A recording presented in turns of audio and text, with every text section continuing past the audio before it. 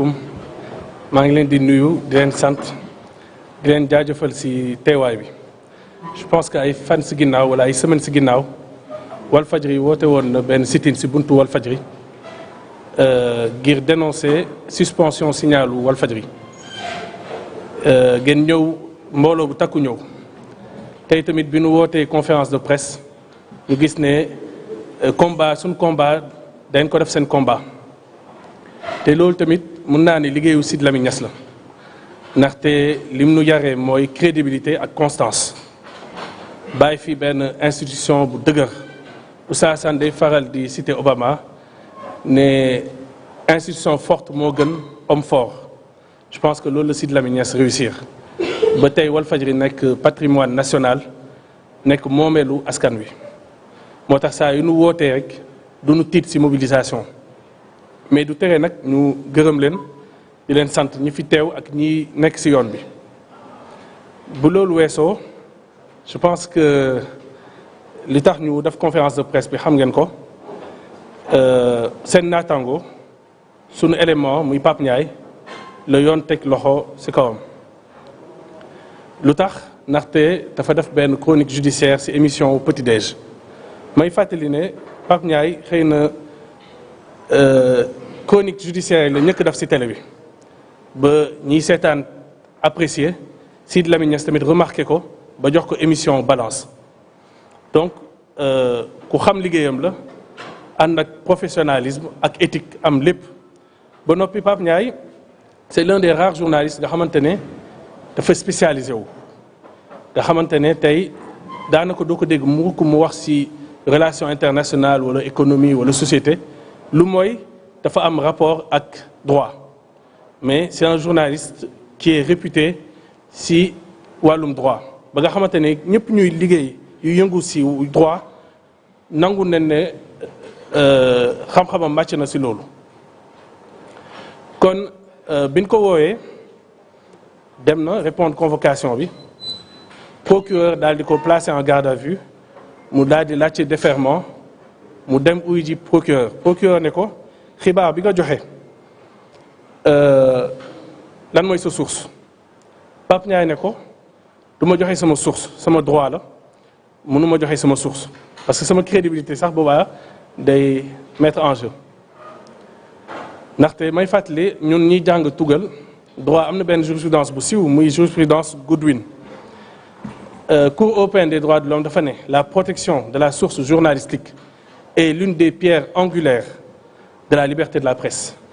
maanaam protection source journaliste ak liberté de la presse mënoo leen tekkale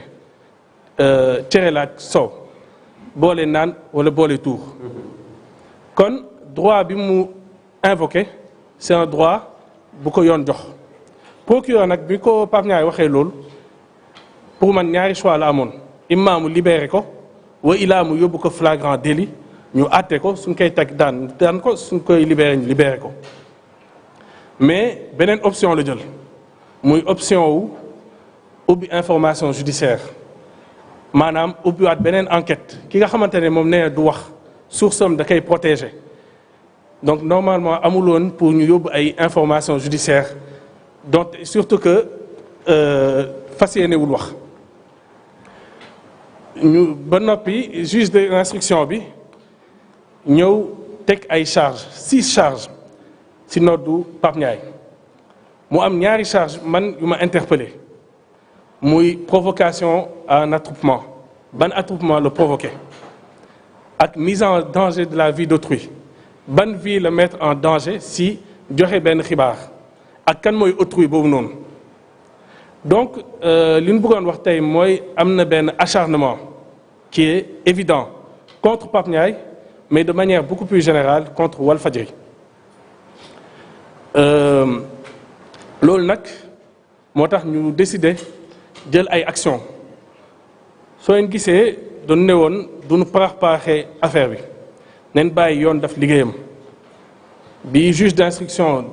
jëlee teg mandat de dépôt Pape Ndiaye on s'était dit nen bàyyi lépp ba ñu xool ban stratégie la ñuy teg moo tax tey ñu décider commencer par une conférence de presse mais décider ensuite dimanche 19 mars mu nekk benn date symbolique pour ki xam Walfadjri dimanche 19 mars leen defaat sit-in ngir encore une fois dénoncer acharnement boobu noonu parce que liberté de la presse amul benn liberté bu absolue liberté de la presse mën nañ ko porter atteinte mais pour que mun porter atteinte une liberté fondamentale bokk na ci conditions yi mooy le principe de proportionnalité maanaam li ngay teg daan bi ngay teg mu proportionné ak mesure bi ngay porter atteinte fii nag ñun doon jàpp ne que c'est absolument pas proportionné am na benn wax bu xale yi di faral di wax fan yi muy gatsa gatsa fii nag du gatsa gatsa gatsa duma la gatsa tëj la mais su fekkoon ne justice dañu bëggoon tontu Pape Ndiaye mënoon na nekk def un démenti officiel wa il a sax laajte un droit de réponse ñun chaque jour Moustapha Diop doon koy solliciter ay droit de réponse et on fait droit à ça kon en tant que républicain doon ne woon dañuy bàyyi yoon def liggéeyam bi nu gisee option mandat de dépôt la yoon décidé li nu teg mooy tey conférence de presse dimanche sit-in si buntu Walfadjri ndax tey laajte woon nen weer bi passé sit-in place de l'indépendance mais li nu gis mooy arrêté Ousmane Ngom moo ngi appliqué wu ba léegi donte CEDEAO ne c'est pas légal waaw loolu moo tax ñu ne léegi buntu Walfadjri daal suñu buntu kër daal mun neen def suñu manifestation amee neen suñuy télé amee neen suñuy rajo donc ñi ñu war a dégg dinañu deenu dégg ñaareel bi dinañ def une lettre ouverte au président de la République parce que jàpp nañ ne que mbir bi c'est politique ñetteel bi tamit su fekkee ne lii yëpp doyul parce que li ñu bëgg mooy la libération sans délai et immédiate de Pape Ndiaye su fekkee loolu doyul on va faire une série de manifestations lépp lu nu yoon may dinañ ko def donc loolu la ñu bëggoon wax te di wax ne que combat bi dinañ ko internationaliser waaw yëf yi du sénégalo-sénégalais yëf yi opinion internationale tamit dafa war a xam ne que Sénégal moo ngi ci guddi bu bëccëm setagul que ab journaliste bu joxe information tey mun nañ ko yóbbu information judiciaire mandat de dépôt nga xam ne xamuñu kañ lay génn donc loolu noonu tey lu ñuy dénoncer la loolu moo taxoon ñu ne dañuy def un discours en français pour interpeller l'opinion internationale. Donc tout d'abord, je vous remercie d'avoir répondu à notre appel. Comme vous pouvez le constater, en un mois, c'est la deuxième fois que nous vous convions dans les locaux du groupe Walfadjri afin de vous entretenir des injustices que subissent la presse en général et singulièrement le groupe Walfadjri. En effet, le 17 février dernier, vous avez été nombreux à faire le déplacement à l'occasion d'un sit-in que nous avions organisé pour protester contre la suspension de la diffusion de nos programmes. Ce 17 mars, nous sommes de nouveau sur le qui-vive, embouchant la même trompette de contestation. En effet, vous le savez depuis 2 semaines, un journaliste, votre confrère, est en prison, poursuivi dans le cadre de son travail. Comme nous l'avons indiqué dans notre dernier communiqué, en tant que républicains, nous conformant aux lois et règlements de ce pays, nous avions décidé de laisser l'affaire suivre son cours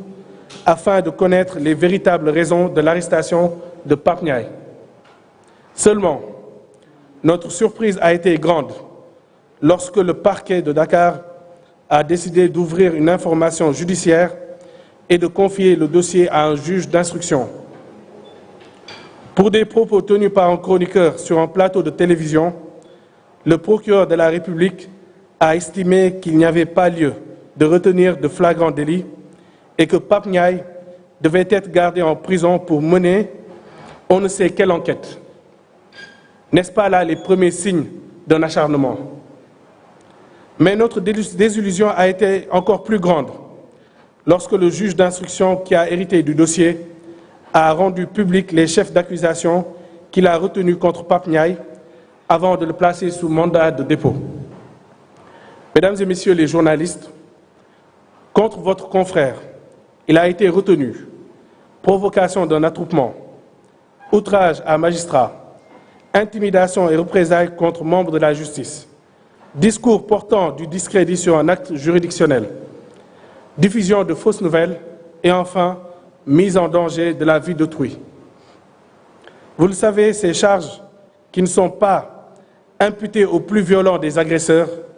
ne peuvent être retenues contre un journaliste sans susciter une indignation collective. En effet, les commentaires sont nombreux, mais jusque-là, aucun d'entre eux n'a réussi à expliquer en quoi les propos de Pape Ndiaye ont provoqué un attroupement, comme le sous-entend l'accusation. Comment ont-ils mis en danger la vie d'autrui? Qui est cet autrui? A-t-il porté plainte contre le journaliste? Autant de questions qui peinent à trouver des réponses. Car en vérité, celles-ci mettaient en exergue un règlement de compte. En tant que chroniqueur judiciaire, Pape Ndiaye a certes eu à défendre des positions qui peuvent prendre le contre-pied des décisions de justice. Mais est-ce une raison valable pour le traiter comme un voyou, comme cela a été constaté lors de son déferment au parquet? Est-ce un motif suffisant pour corser son dossier? Les réponses sont négatives, bien entendu. C'est pourquoi, mesdames et messieurs les journalistes, nous n'entendons pas cautionner cette forfaiture, la deuxième, en un mois contre le groupe Walfadjri. Faut-il le rappeler, le groupe Walfadjri, qui a été de tous les combats pour l'effectivité et la consolidation de la démocratie, n'est pas contre le pouvoir, mais fort de plusieurs décennies d'existence et d'expérience, il compte demeurer un contre-pouvoir, toujours aux côtés du peuple sénégalais.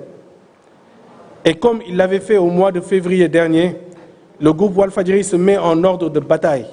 pour exiger la libération immédiate de son employé.